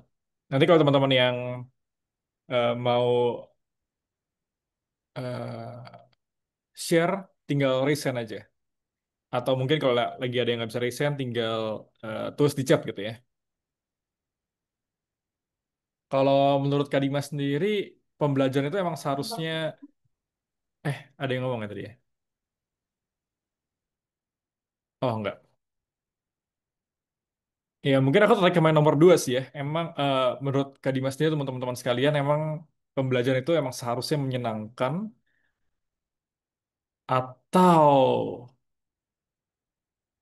pembelajaran seharusnya mungkin fokus kepada keterlibatan semua orang yang ada di dalam kelas untuk memproduksi pengetahuan atau bagaimana gitu ya. Itu mungkin masuk ke eh, apa yang seharusnya terjadi dalam ruang kelas gitu ya. Apakah seharusnya menjadi yang menyenangkan atau lebih ke seperti apa gitu. Mungkin ke Kak Dimas dulu kali. Ini jadi bertanya ke materi ya. Oke, oke. Iya, jujur saya tuh masih masih sering bertanya-tanya ya, apa sih yang dimaksud dengan pembelajaran menyenangkan itu? Karena eh ya kalau sederhananya kita nggak bisa, kalau kalau bahasa banyak orang kan kita tidak bisa menyenangkan semua pihak ya. Yang bisa kita lakukan tuh bertanggung jawab secara akademis. Sehingga ya nggak tahu apakah karena saya Freirian gitu atau apa gitu sehingga nggak bisa melihat aspek yang lebih mikro gitu ya. Atau nggak punya kemampuan untuk itu. Saya kalau bilang di kelas itu ya saya nggak bisa jadi guru yang menyenangkan. Saya nggak bisa menjanjikan. Saya tidak bisa menjanjikan pembelajaran yang menyenangkan karena kalau katakanlah menyenangkan itu menggunakan games gitu ya. Ya yang suka games akan senang sama saya. Tapi yang murid-murid setengah filsuf yang hobinya mikir ya mereka nggak dapat substansi di balik itu. Ya. Begitu juga sebalik. Ya kalau kata kurikulum merdeka sih ya jawabannya adalah pembelajaran berdiferensiasi. Gitu. Jawabannya begitu kalau kata kurikulum merdeka ya harus begitu gitu. Tapi problemnya sekarang mau berdiferensiasi seperti apa, mau joyful seperti apa kalau satu kelas ada 50 orang misalnya. Mau joyful seperti apa kalau kalau gaji gurunya misalnya masih terbatas gitu, atau infrastruktur sekolahnya masih belum cukup. Saya dapat cerita teman saya baru tadi, saya ada rapat musyawarah guru mapel sekota gitu, imbas dari efek 50 orang di dalam satu kelas itu, ternyata setiap setiap sekolah tuh nggak mampu infrastrukturnya.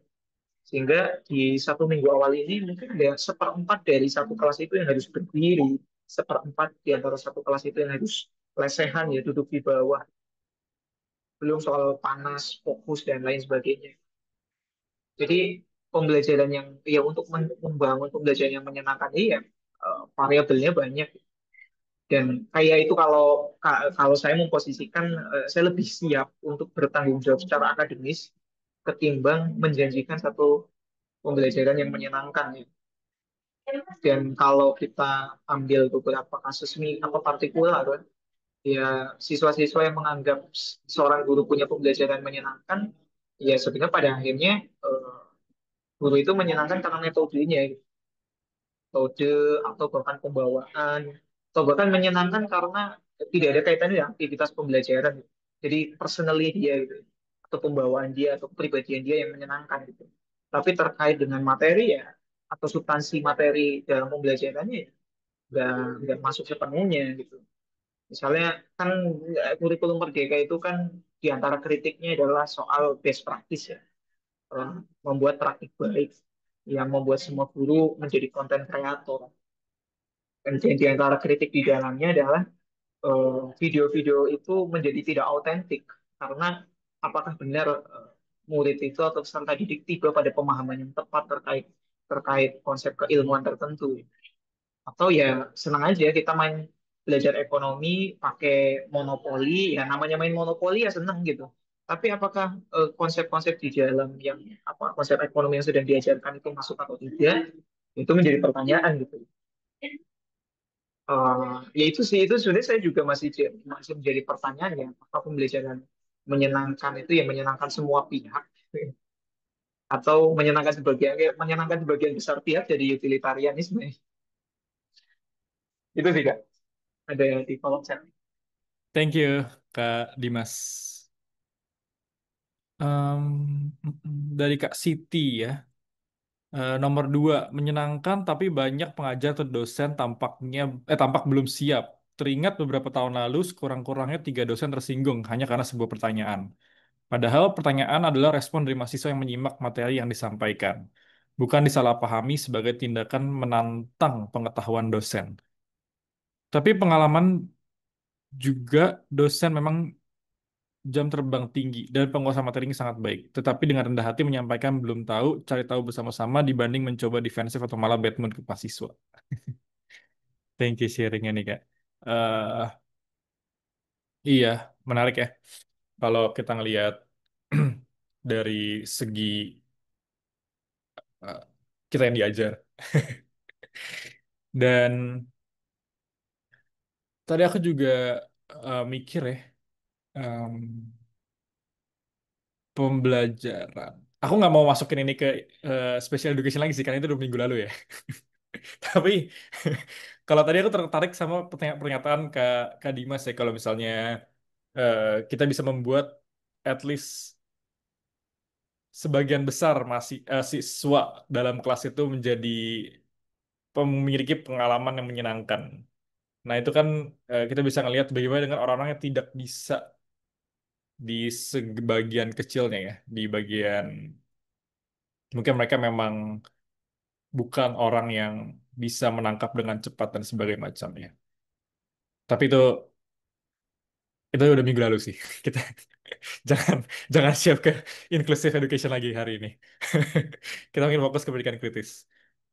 Mungkin ya teman-teman, monggo kalau ada yang mau coba jawab, mau coba share pengalaman kalian sebagai pendidik atau pembacaan kalian terhadap Freire, tinggal raise hand aja. Kita mau belajar bareng-bareng ya.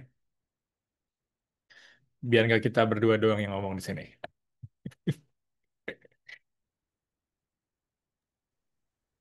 Kalau di Amerika gimana kan?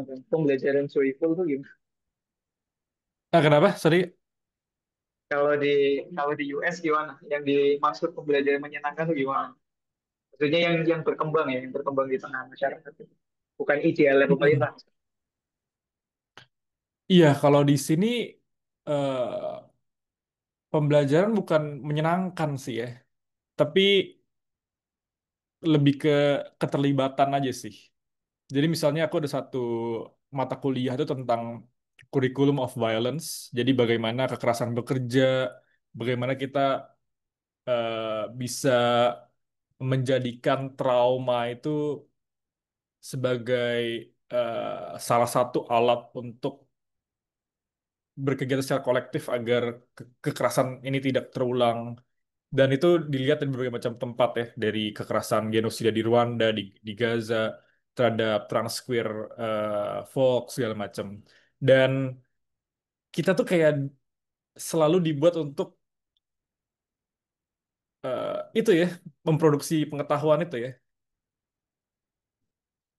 Jadi it's not a fun learning, tapi menurut aku quote and quote fun proses ya, karena eh, benar-benar dilibatkan banget. Tapi emang sih ada beberapa, kalau kayak kelasnya Bettina Love itu dia abolitionist teaching ya. Itu dia lumayan seru sih karena metodologi yang dipakai.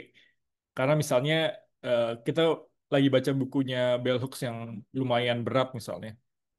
Nah, biar kelasnya nggak akademis banget, biasanya kita disuruh nari. Dia setel musik, kita disuruh nari. Nah, habis itu kalau musiknya di stop, kita bakal ngumpul ke tiga orang terdekat, terus kita jawab beberapa pertanyaan. Itu kayak cuman 5-10 menit, habis itu musiknya nyalain lagi, kita eh, ke kelompok kecil lainnya, jawab pertanyaan yang sama. Habis itu baru pertanyaan selanjutnya. Habis itu dia banyak metode-metode yang yang emang dibuat sengaja untuk menyenangkan ya.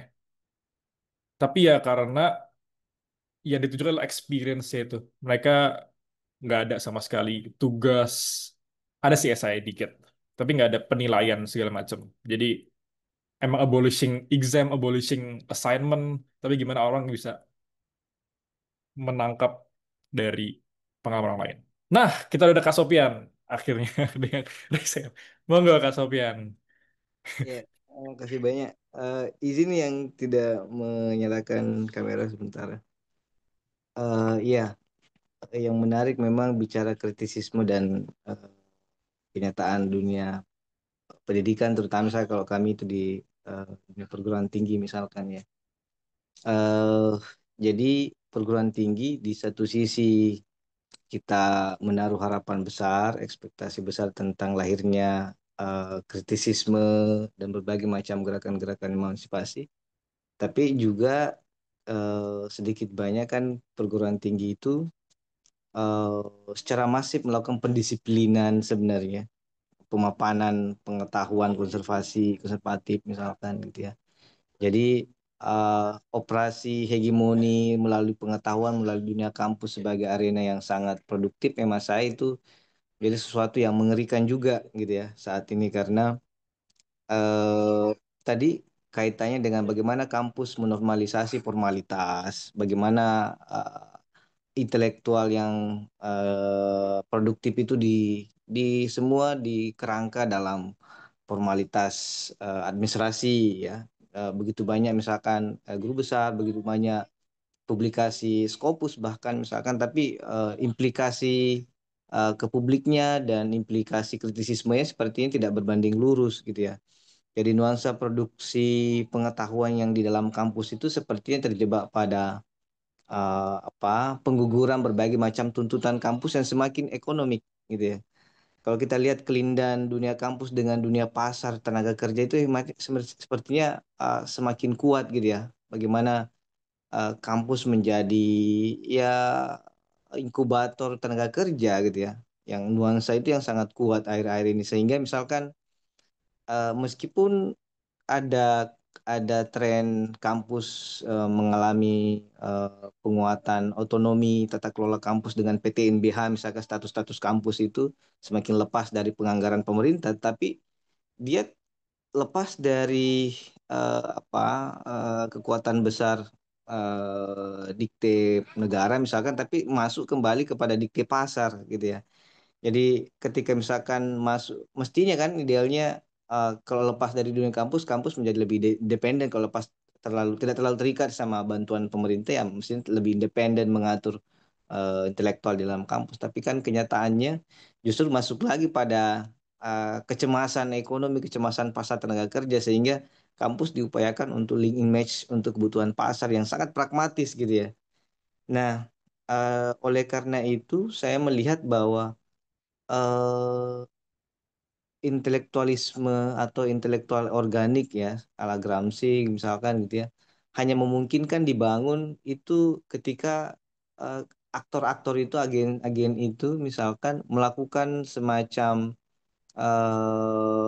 apa, perluasan jaringan terutama di ranah yang non formal gitu ya, atau kelompok-kelompok masyarakat atau komunitas yang tumbuh subur gitu ya. Ada banyak komunitas misalkan justru geliat diskusinya lebih kritis dibanding komunitas akademik yang dalam kampus gitu ya. Misalkan yang paling dunia keseharian misalkan yang nyata menurut saya itu di grup-grup kampus itu, misalnya grup akademik, tapi informasinya surat edaran, informasinya ucapan apa gitu ya. Jadi nuansa percakapan di ruang-ruang yang terdekat dalam pergumulan akademis itu justru informasi formalitas gitu ya. Kita luput eh, hampir tidak memiliki sebenarnya nuansa akademis di ruang akademis gitu ya. Karena orang selalu bicara tuntutan, bicara standar IKU, bicara tentang akreditasi, apalagi gitu ya. Jadi hemat saya memang ini menjadi tantangan besar ke depan ya. Termasuk saya kira secara historis tidak lepas juga dengan keadaan di satuan pendidikan tingkat SMA dan eh, sekolah menengah eh, pertama dan menengah atas gitu. Karena hemat saya cara berpikir secara umum ya cenderung mirip ya. Orang yang sekolah dengan orang yang di sekolah menengah sampai perguruan tinggi itu orientasinya memang sudah ekonomi gitu ya. Hampir tidak ada orientasi. Kalau kita tanya misalkan rekrutmen eh, teman-teman mahasiswa yang masuk misalkan dunia kampus itu, kalau ditanya alasan pilih prodi itu hampir semua tidak ada yang berkaitan dengan, ya kecil sekali persentase yang berkaitan dengan pendalaman keilmuan, pengembangan minat, tapi lebih kepada oh ini pasar yang lebih lebih berterima gitu ya. Ini peluang yang lebih besar dan seterusnya. Pada akhirnya proses pembelajaran itu sulit sekali membangkitkan animo, sulit sekali kelihatan ada ada rasa curiosity yang kuat karena memang bukan begitu dasar dasar motivasi belajarnya, dasar masuk perguruan tingginya gitu ya. Masa ini memang pekerjaan yang untuk banyak orang gitu ya. Karena entah juga sebenarnya apakah misalkan pihak pemerintah atau regulator itu menyadari bahwa mereka sedang dengan secara sengaja misalkan melakukan pendisiplinan supaya orang tidak kritis di dunia kampus, atau mereka juga terjebak pada formalitas gitu ya. Jadi sudah terobjektivasi istilahnya Berger, apa yang diproduksi itu pada akhirnya mengkondisikan kita semuanya gitu tanpa disadari. Atau pertanyaannya kemudian apakah memang mereka sadar, pemangku kebijakan ini sadar untuk mengekang misalkan, sadar memberikan kesibukan kepada dunia kampus supaya misalkan tidak tumbuh kritisisme. Itu sesuatu yang sulit juga misalkan kita jelaskan secara sederhana bahwa apakah mereka menyadari untuk melakukan itu, ini pemerintah istilahnya menanamkan ideologinya tertentu atau meredam misalkan potensi-potensi kritisisme, atau mereka juga tidak sadar bahwa mereka terjebak pada wacana dominan termasuk pasar tadi, sehingga yang dikejar adalah kepentingan ekonomi, kebutuhan pasar dan seterusnya. Mungkin itu yang bisa saya sampaikan. Jadi intelektual organis itu hanya memungkinkan ditumbuhkan ketika ada kelindan, tidak tidak cukup untuk misalkan di dunia kampus atau di pendidikan, tapi dia harus ada dukungan atau support system dari komunitas-komunitas di sekitarnya. Saya melihat bahwa banyak teman-teman yang masih kekeh misalkan dalam dunia sunyi, dunia intelektual yang kritis itu selalu ada penguat dari teman-teman atau jaringan di luar kampus.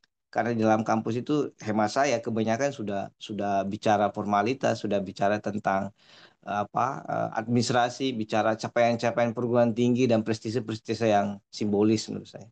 Itu saja menurut. Makasih. Thank you Kak Sopian sharingnya. Eh, sebagai anak computer science, setuju ya. Walaupun itu tekanan orang tua ya. Tadinya mau ambil sejarah malah disuruh computer science. Biar dapat duit. Biar bisa menafkahi keluarga. Dari Kak Dimas ada tanggapan dari sharing Kak Sopian tadi? Oke, terima kasih Pak Sofyan. Tadi ya, pendidikan berarti masih ada problem terkait emansipasi. Apalagi kalau kita mau ngobrolin ekosipasi ya Pak Sofyan ya, yang udah dibahas APSI kemarin sama Prof. Robert itu. Jadi kita masih bermasalah soal mengatasi problem kemanusiaan, sedangkan kita dihadapkan pada problem iklim gitu kan. Kita belum selesai satu tema, ada katastrofi lain yang lagi nunggu kita. Nah, kemudian di institusi akademik justru tidak ada iklim akademik ya. Itu kadang anehnya begitu ya. Kalau ada forum-forum, saya termasuk saya juga begitu Pak Sofian. Jadi kalau ada forum-forum diskusi yang memang entah judulnya seminar, judulnya workshop, bertanya itu artinya mempermalukan pemateri. Jadi kalau kata moderatornya itu bertanya ya, jangan menguji itu. Enggak, lu batin saya bilang lo bertanya itu kan menguji itu sejak kapan bertanya nggak menguji gitu ya. Lah karena kan saya belum presentasi udah tanya apa yang patut dikritik kan menguji saya kan berarti kan. Loh iya kan. Nah justru dengan ujian dan pertanyaan-pertanyaan itu kita membangun pengetahuan kita gitu ya. Makanya saya kalau bilang ke anak-anak saya itu, ke murid-murid saya, kalau nilai kamu 98, 95, saya nggak ngerasa kamu pinter gitu. Ya kamu hoki aja kali ujian jawab segitu. Tapi kalau kamu bisa berani untuk berpendapat, berani untuk bertanya, itu artinya pikiran kamu tuh dipakai gitu. Jadi ironis ya, di institusi akademik seperti tidak ada iklim akademik. Kemudian tadi Pak Sofian bilang bahwa jangan-jangan pemerintah nggak sadar kalau ada sistem semacam itu. Dia jadinya kan kayak seseorang yang masih makan racun tapi keracunan sama racunnya sendiri. Ya, ya tapi itu lucu-lucunya era kita ya. Tapi terkait dengan pembelajaran yang menyenangkan tadi, tapi saya kadang berpikir begini juga kan teman-teman semua. Tapi kita nggak tahu ya karena kita nggak coba riset di sana. Pondok-pondok pesantren itu mungkin yang masih tradisional ya. Itu metode pembelajaran mereka kan sangat direktif gitu, benar-benar nggak dialogis gitu. Pusat pusat di tengah ini ya di tengah kontroversi para ustadz dan kiainya gitu. Tapi secara konsisten dan berkelanjutan, metode untuk mempelajari kitab-kitab kuning, kitab-kitab masa lalu, dengan proses, kalau orang Jawa nyebutnya maknani ya, atau melakukan interpretasi atas teks-teks itu, secara tradisional, secara direktif, benar-benar didikte gitu ya. Walaupun di tengah pendikteian interpretasi atas teks-teks itu terjadi dialog tuh sebenarnya di antara santri dan kiainya gitu ya. Tapi metode itu ya entah entah kita nggak tahu sih itu menyenangkan atau enggak, tapi setidaknya ya menghasilkan profil lulusan yang juga kompeten untuk memaham memiliki pemahaman tentang kaidah-kaidah hukum keagamaan gitu ya. Artinya setelah mereka lulus dari pondok pesantren ya mereka benar-benar bisa mengabdi di tengah-tengah masyarakat nih untuk ngajarin caranya kebersihan, caranya menghadap Tuhan, caranya beribadah, bahkan caranya memanusiakan manusia dalam praktek-praktek sosialnya gitu. Tapi dengan metode metode pembelajaran yang nyaris tidak pernah berubah ya, bahwa di pondok pesantren mulai mulai ada masuk pendidikan modern berbasis sekolah ya itu mungkin untuk kepentingan dunia kerja juga itu. Setahu saya Gus Baha itu juga nggak sekolah formal, tapi dia cukup cukup mampu untuk melayani masyarakat ya untuk berkontribusi di tengah masyarakat. Padahal beliau beliau nggak pernah lulus di Al Azhar dan dapat gelar LC misalnya atau seperti Profesor Quraisy Shihab misalnya. Tapi dengan kesederhanaannya dia dia mampu mengabdi di tengah-tengah masyarakat gitu dengan metode pembelajaran dia di pondok pesantren gitu. Mungkin teman-teman yang punya pengalaman di pondok pesantren bisa bisa kasih info juga ya soal joyful learning itu apa bang teman-teman di tradisi agama yang lain Bang. Itu kayaknya menarik juga deh untuk diperbincangkan. Jadi pedagogi itu nggak cuma di sekolah formal juga. Gitu. Itu kan.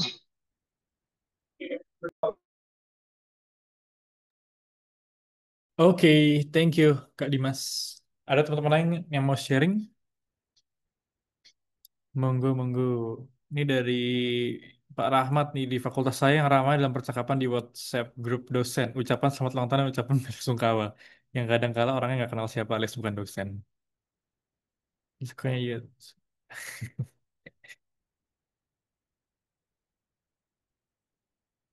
Oh ini di sini ada Kak Fioriza juga nih. Kemarin aku habis ikut forumnya Kak Vio. Bahas Freire juga nih minggu lalu. Keren. Bahas buku. Kita nanti next mungkin bisa bahas buku.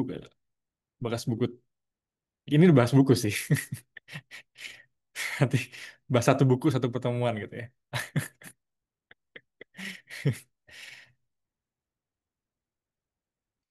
Ada lagi teman-teman yang mau share, boleh sekali, boleh sekali. Yang nomor tiga nih sebenarnya eh, mungkin bisa dimulai dari ini ya, penerapan pedagogi kritis di daerah ya, terutama di masyarakat adat, di Papua, di NTT, di Maluku, di Aceh, karena mereka yang paling terdampak dari ekosida, dari trauma masa lalu sampai masa sekarang, dan eh, mungkin lebih bisa ya untuk praksis ya daripada kalau misalnya di Jakarta hidup udah salah satunya yang menjadi masalah utama kan udara udara bersih. Itu pun nggak tahu cara gimana buat solve lewat pendidikan karena harus sistemik dari atas atau kesenjangan, tapi sama ya gentrified di Jakarta atau di Jabodetabek. Tapi kalau orang-orang yang benar-benar setiap harinya ada terkurung dalam masalah-masalah sosial dan ekologis ini yang paling masuk kayaknya ya, terutama. Terus saya punya pertanyaan Kang Nathan. Mungkin teman-teman atau Kang Nathan bisa jawab ya. Eh, Sebenarnya kita tuh di Indonesia punya periode yang bisa kita katakan baik nggak sih soal soal kondisi pendidikan gitu. Atau kan ada kalau di Freire Shiro yang kaya dengan kondisi demokrasi ya bagaimana kebebasan berpendapat eh, diakui dan represi terhadap kebebasan berekspresi itu nyaris tidak ada atau mungkin angkanya kecil gitu kan. Entah saya baca di Tempo atau di Kompas itu ada di periode Presiden SBY ya.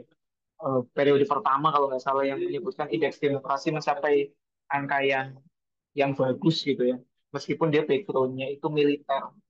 Itu kemudian menjadi bencana setelahnya kan setelah masuk periode Jokowi dan sekarang gitu ya.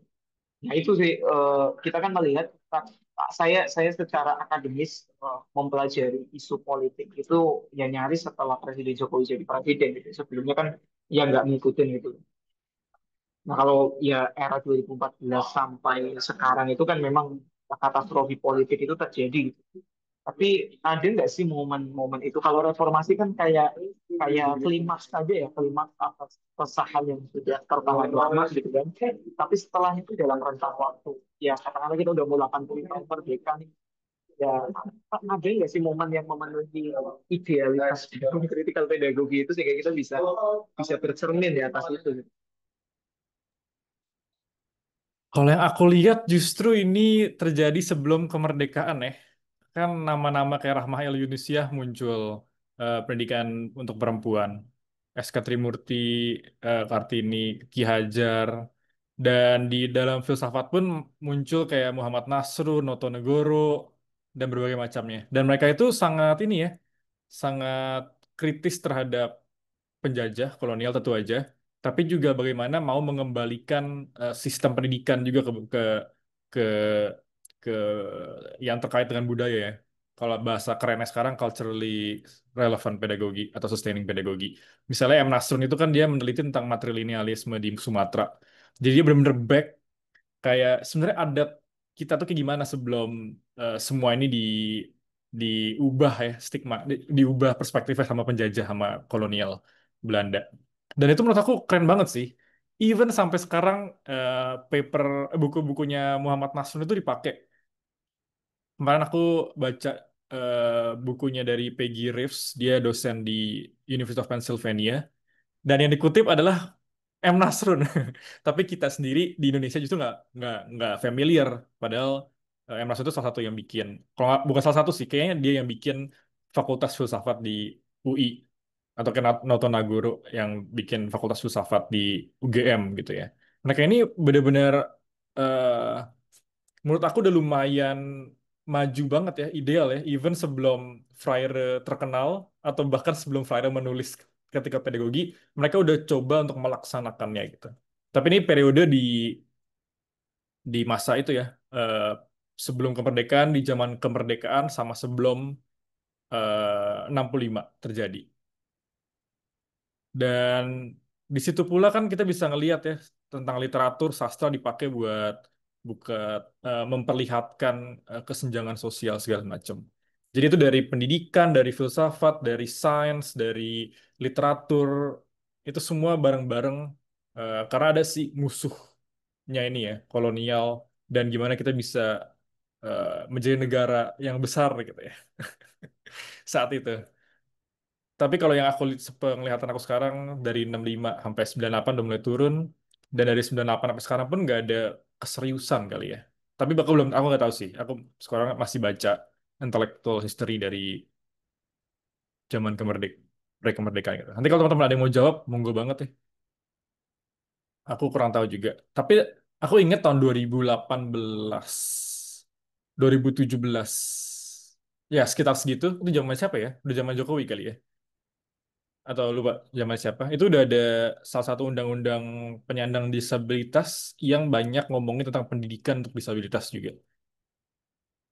Aku lagian nggak mau tarik ke disability lagi kayak minggu lalu, tapi itu udah salah satu yang sebenarnya bagus ya, tapi entah kenapa tidak dijalankan dengan serius dan sekarang ya tetap kondisinya parah ya untuk eh, teman-teman dengan disabilitas di bidang pendidikan walaupun ada SLB segala macam tapi tetap yang quote and quote dipertahankan kualitasnya itu justru yang dari swasta yang mahal. Dari Kak Arsa nih ada chat, saya 7 tahun mondok di pesantren Salafi Wahabi di Bandung lalu Salatiga. Bagaimana pendidikan hadap masalah? Turunkan ekspektasi Anda serendah-rendahnya. Belajar fokus di agama. Sains ada tapi dikaji secara tak kritis. Cuma untuk memenuhi minat santri. Sangat fundamentalis. Saya rasa ini penting karena Salafi sedang naik maka tak boleh lepas dari fokus diskursus. Menarik. Iya, mungkin juga harus banyak dari orang-orang yang menyukai Freire ya untuk membawa Freire ke konteks sekarang. Karena kalau lihat dari handbook-handbook Freire itu sekarang banyak kayak orang dari pendidik dari Cina itu dari China mereka coba untuk amplifikasi kritika pedagogi lewat pembelajaran sains di Fudan misalnya. Jadi itu benar-benar spesifik tapi justru mengembangkan pedagogi kritis ya di yang secara spesifik di daerah masing-masing. Mungkin kita juga perlu banyak seperti itu ya. Nulis paper, diskusi eh, dan praktekin. Bagi sih banyak teman-teman guru kan ya. Bagaimana ini bisa ya mungkin kita bisa bikin handbook sendiri. Critical Pedagogy in Indonesia gitu ya. Karena cocok banget ya dari negara yang Iya kok, multikultural. dan itu belum ada juga kan, belum ada. Ayolah, yes Pak. Yes, belum ada. Nanti kita harus bikin ya. Kita laksanakan ya. Sebelum Nanti sebelum bikin. keburu apa sebelum saya meninggal gitu. sekali gitu aja ya, bukan. Iya, kayaknya ya menarik sih. Yang paling sering bikin semacam gini tuh kayak Routledge sama Bloomsbury ya. Ada aku kemarin sempat lihat critical pedagogy in Hong Kong. Jadi itu kayak 12 ya, I don't know, 8-12 bab fokus di Hong Kong doang. Dan di negara-negara Asia lumayan ya karena terutama yang negara yang dijajah, negara yang multikultural, multilinguistik, yang banyak permasalahan gender segala macam. Marilah kita bikin, nanti kita bicarakan lah ya. Dari Kak Dian, dari Jember. Kalau di sisi pondok, pondok pesantren yang ditekankan adalah rasa patuh kepada guru. Bisa dibilang seperti ini. Kalau kamu patuh kepada guru, insya Allah ilmumu menjadi berkah dan bermanfaat. Dan sebisa mungkin guru itu sabar karena tidak menekankan kepada murid harus bisa. Tapi peserta didik harus manut, bahasa Jawa dari patuh. Arti dari manut itu tidak melanggar perkataan kiai. Dari segi mengajar juga para kiai sangat mengayomi kepada muridnya, tidak membedakan satu, dua, atau tiga. Dan satu pedoman yang saya ingat, santri itu harus bermanfaat bagi semua orang. Mungkin kurang lebih seperti itu, tapi mungkin ada kontradiksi mengenai hal itu karena menganggap terlalu feodal. Tapi realitanya memang begitu dengan anggapan mencari berkah. Bisa ditambah atau dikoreksi kalau ada yang kurang tepat. Thank you sharing ya, Kak Dian. Diingat cara belajar di negara maju pun seperti Jepang sangat mengedepankan sopan santun dan patuh. Yes.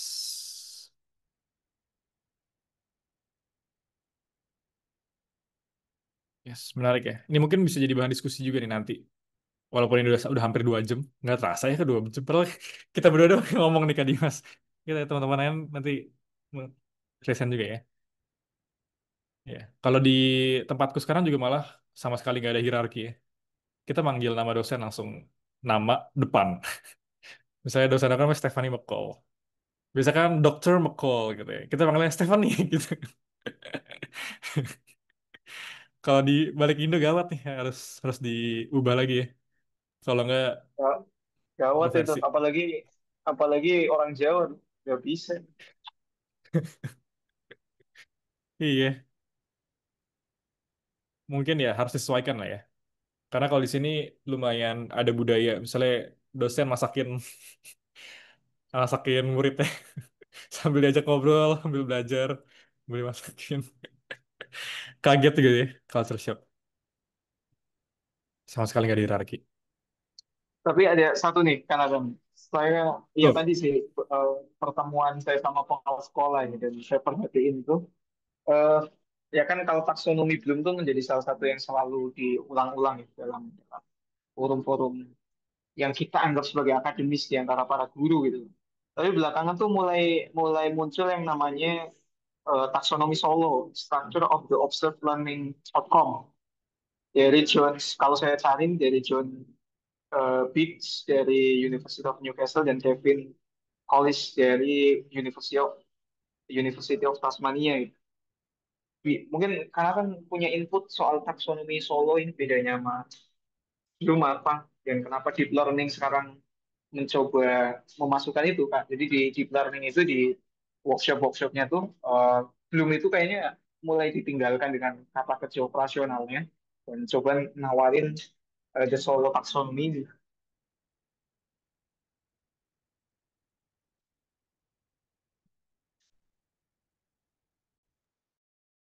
iya, aku baru lihat, aku sama sekali nggak pernah denger sih solo taksonomi ini sebenarnya.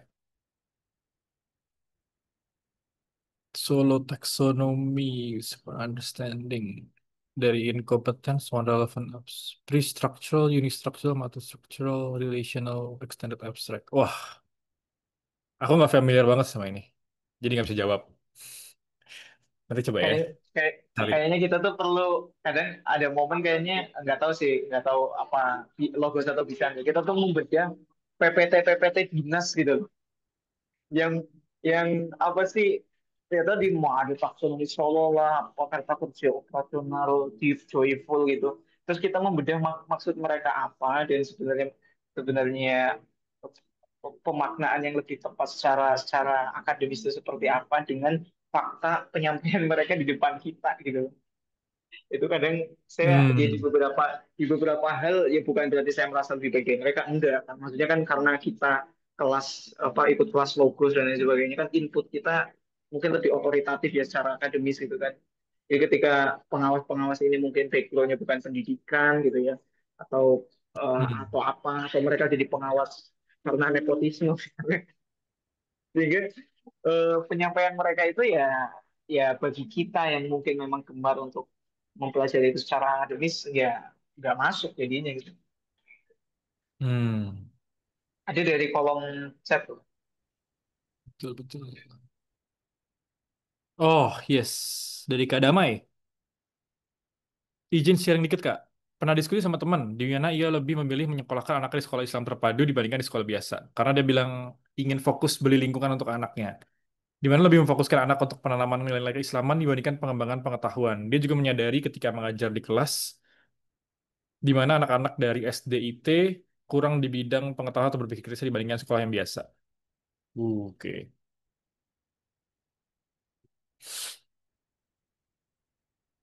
Dari, ya, bingung ya. Kalau dulu itu sekolah aku itu juga sekolah. kalau Ya. menurut saya itu kayak apa ya, karena saya juga juga SMA-nya SMA Islam.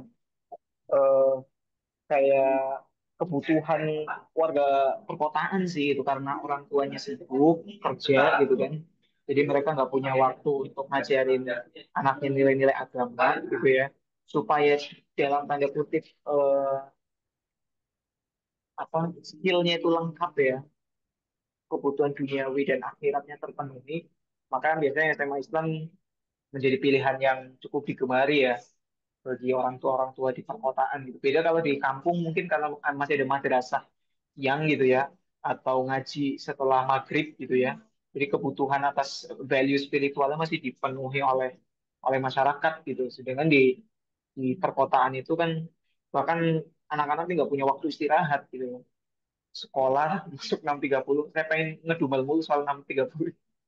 Masuk 6.30, pulangnya habis asar, masih lanjut les UTBK supaya masuk UI gitu kan, pulang habis isya gitu kan, tahu-tahu pagi lagi udah kayak working class gitu loh. Kalau lihat anak-anak dan kasihan gitu ya, itu sih. Jadi kalau soal pertanyaannya apakah damai ini, ya menurut saya itu kayak jadi komoditi di tengah urban society ya, soal kebutuhan kebutuhan layanan pendidikan gitu.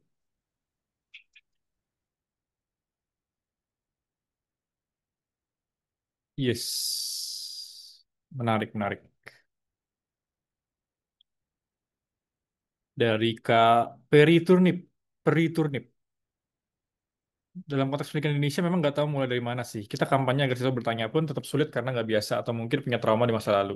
Kita buat tanpa hierarki pun tetap sulit karena mungkin di bertebarai aturan cara WA dosen dan lain-lain. Jadi mungkin sebelum kita tiba pada level yang dibahas, minimal seperti yang Kak Dimas tadi kali ya, bertanggung jawab. Hmm. Yes. Mantap. Kita udah 1 jam 45 menit. Nanti kita bakal masih ada 4 pertemuan lagi ya. Bareng Herdi Girok Studies kita belajar lebih dalam. Aku coba cek. Nextnya ada apa?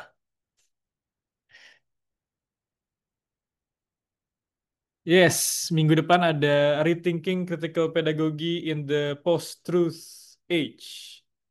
Ada juga Critical Pedagogy in Dark Times. Ada Let's Shut Down the Authoritarian Machine. Ini pas nih, 16 Agustus. Karena udah mau merdeka di rezim otoriter. Nah, Karena udah mau merdeka, let's shut down jadi gitu. let's shut down. Dan yang terakhir, The Life in Zones of Social Abandonment, A Time to Break the Spectacle of Ignorance and Violence. Wah, itu juga penting ya. Mantap. Thank you banget teman-teman. Dan Kak Dimas khususnya. Ini udah mau kita ganggu terus nih Kak Dimas. Udah jadi moderator, jadi pembicara di Handy Girox Studies di bahas pendidikan. Nanti besok juga masih ada bahas pendidikan Francis Bacon, filsafat sains. filsafat ilmu kalau bahasa Indonesianya. Nanti kita belajar banyak lagi. Ini minggu ini hampir 2 jam terus nih. Semua kelas Logos. Lagi antusias semua ya. Yes, thank you buat teman-teman. Nanti kita masih ketemu lagi besok, minggu depan. Oh, juga nanti awal Agustus eh, promosi Logos. Kita bakal ada kerjasama sama UGM buat fokus ke masyarakat adat. Jadi eh, bahas pendidikan masyarakat adat, filsafat masyarakat adat, antropologi segala macam, ekologi, dan di hari Kamis.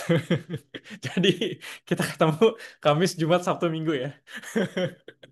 Aduh, belum liburan nih lagi summer break. Tapi nggak apa, kita belajar bareng. Dan yes, thank you banget teman-teman sekalian dan sampai ketemu besok, minggu depan, dan hari-hari lainnya. Thank you Kak Dimas juga dan teman-teman Hari Girok Studies. So, thank you, See Kanato. you. Bye-bye.